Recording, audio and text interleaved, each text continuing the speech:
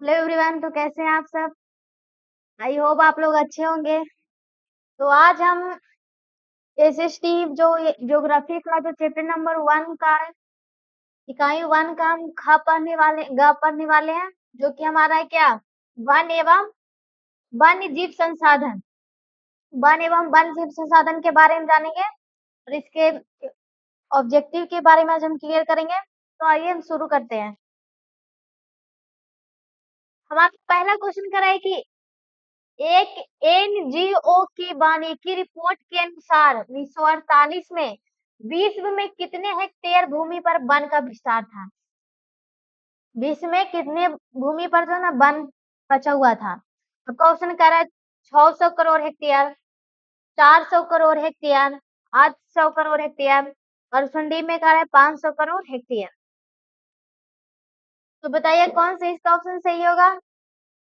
तो वो जो था 400 करोड़ हेक्टेयर में वन का विस्तार था, वन फैला हुआ था, इसलिए आपका ऑप्शन नंबर बी बिल्कुल राइट होगा। अगले क्वेश्चन की ओर हम बढ़ते हैं। हमारा अगला क्वेश्चन कह रहा है कि संविधान की धारा 21 का संविधान है संबंध है। जो संविधान की 21वीं धारा है ना, वो किससे संबंध। आपको क्वेश्चन कह रहा है वन वन्य जीवों तथा प्राकृतिक संसाधनों के संरक्षण से, मृदा संरक्षण से, ठीक है, जल संसाधन, ऑप्शन डी कह रहा है खनिज संपदा संरक्षण से। तो ये जो 21वां धारा है ना, वो हमारा वन्य जीवों तथा प्राकृतिक संसाधनों के संरक्षण से है, इसलिए आपका ऑप्शन नंबर ए बिल्कुल राइट होगा। अगले क्वेश्चन की ओर हम बढ़ते हैं। हमारा अगला क्वेश्चन, का कान्हा राष्ट्रीय पार्क प्रसिद्ध है। राष्ट्रीय उद्यान से क्वेश्चन पूछता है, इसलिए ये क्वेश्चन जो है ना बहुत इंपॉर्टेंट है। कह रहा है कि भारत का जो कान्हा राष्ट्रीय पार्क है किसके लिए प्रसिद्ध है। शेर के लिए, बाघ के लिए, हिरन के लिए या फिर हाथी के लिए। तो बताइए किसको कौन सा ऑप्शन सही होगा। ये किसके लिए प्रसिद्ध है। तो ये जो है ना बाघ के लिए प्रसिद्ध है। किसके लिए, बाघ के लिए, इसके इसलिए आपका ऑप्शन नंबर बी बिल्कुल राइट होगा। अगले क्वेश्चन की ओर हम बढ़ते हैं। हमारा अगला क्वेश्चन कर रहा है कि भारत का राष्ट्रीय पक्षी कौन है। भारत का राष्ट्रीय पक्षी कौन है। ये क्वेश्चन का जवाब आप लोग बताइएगा, क्योंकि ये सब भी नहीं पता होगा तो क्या पता होगा। आपका क्वेश्चन कर रहा है कबूतर, हंस, मयूर, तोता। तो बताइए भारत का जो है राष्ट्रीय पक्षी कौन है। क्या है, मयूर है। मयूर यानी मोर, इसलिए आपका ऑप्शन नंबर सी बिल्कुल राइट होगा। अगले क्वेश्चन की ओर हम बढ़ते हैं। हमारा अगला क्वेश्चन है कि सुंदरवन है, सुंदरवन जो है वो कहाँ में है। आपको ऑप्शन करें कर्नाटक में, पश्चिम बंगाल में, केरल में या फिर उड़ीसा में। सुंदरवन कहाँ में है, तो इसका ऑप्शन कौन सा सही होगा।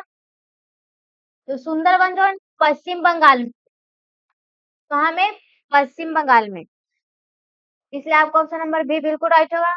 अगले क्वेश्चन की ओर हम बढ़ते हैं।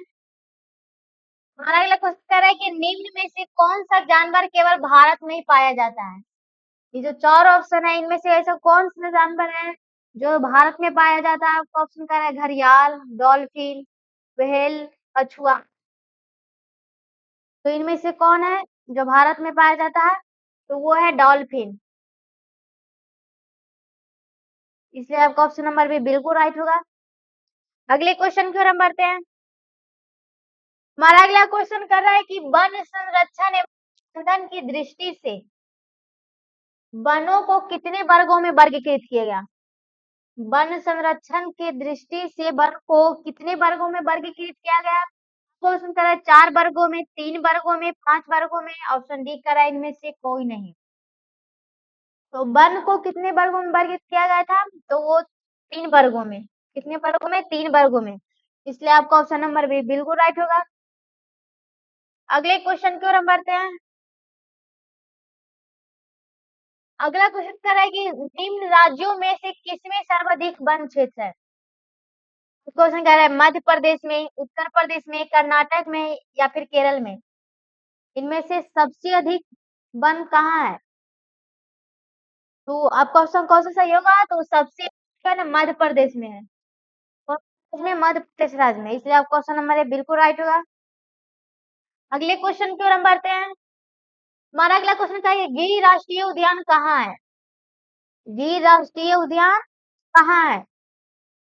ऑप्शन क्या रहा है? अरुणाचल में, बिहार में, असम में, गुजरात में।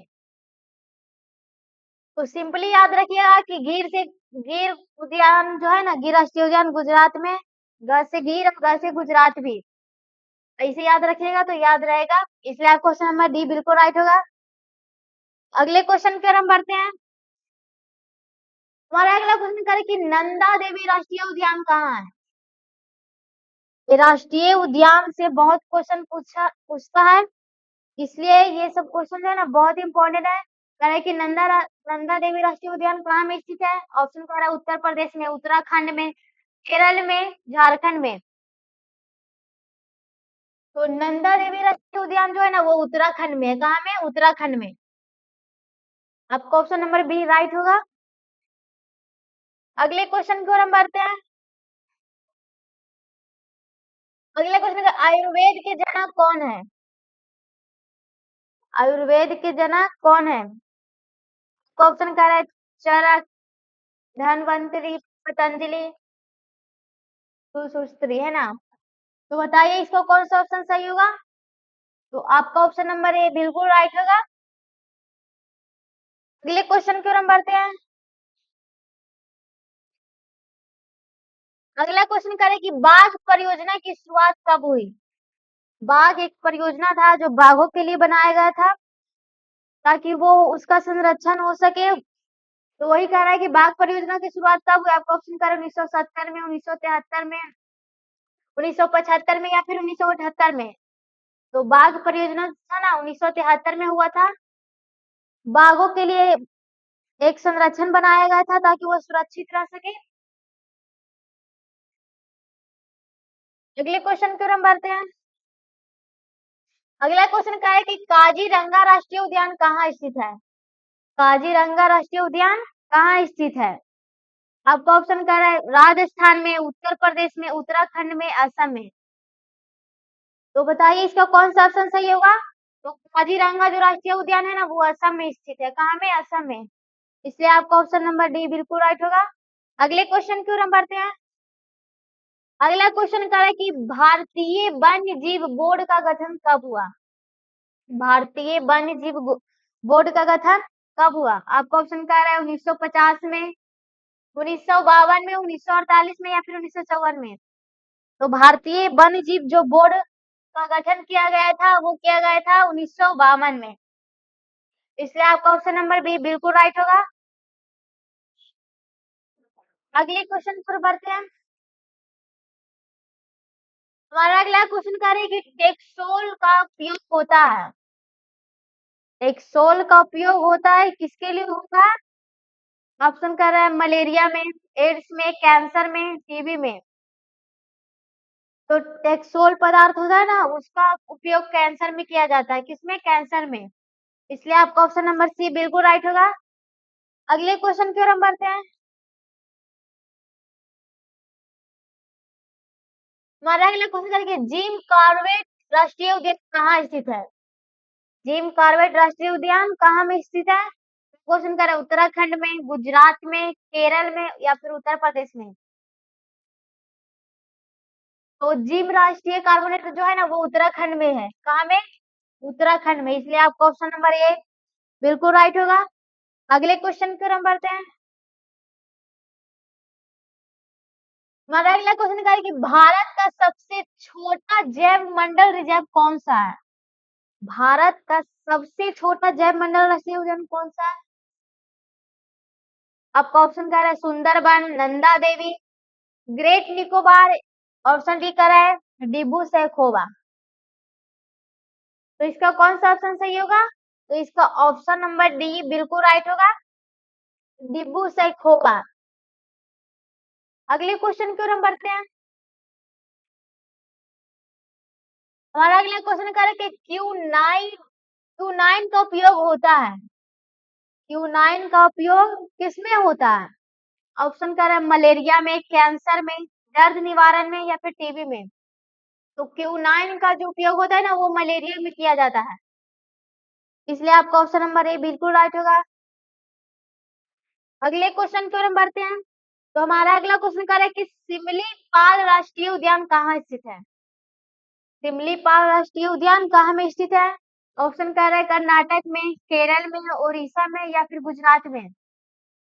तो जो सिमलीपाल राष्ट्रीय उद्यान है ना वो उड़ीसा में स्थित है।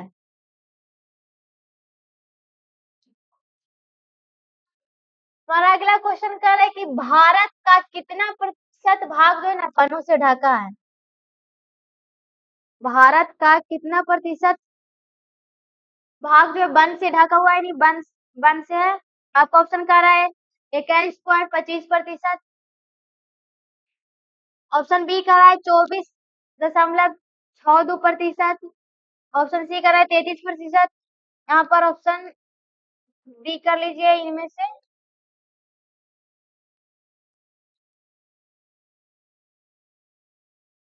कोई नहीं, ऑप्शन नंबर डी यहाँ छूट गया था।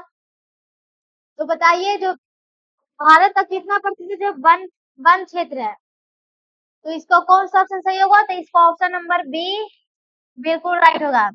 24.62% जो है ना वनों से ढका हुआ है। अगले क्वेश्चन की ओर हम बढ़ते हैं।